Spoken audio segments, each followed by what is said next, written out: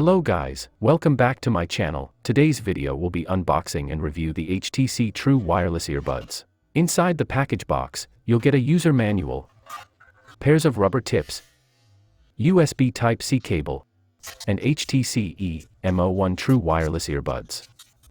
HTC True Wireless Earbuds Plus has a built-in Bluetooth 5 connection, and supports IPX5 waterproof level to deal with sweat and rain protection in daily life.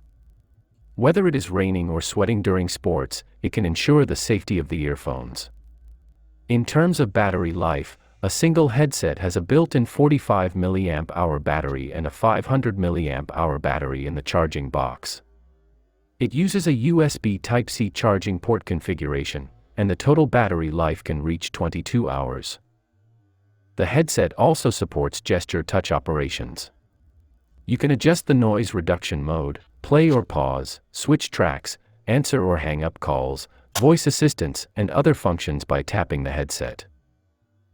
The HTC True Wireless Earbuds Plus headset charging case uses a flip-top design, but the shape of the headset is completely different from the previous generation Macaron True Wireless Bluetooth headset.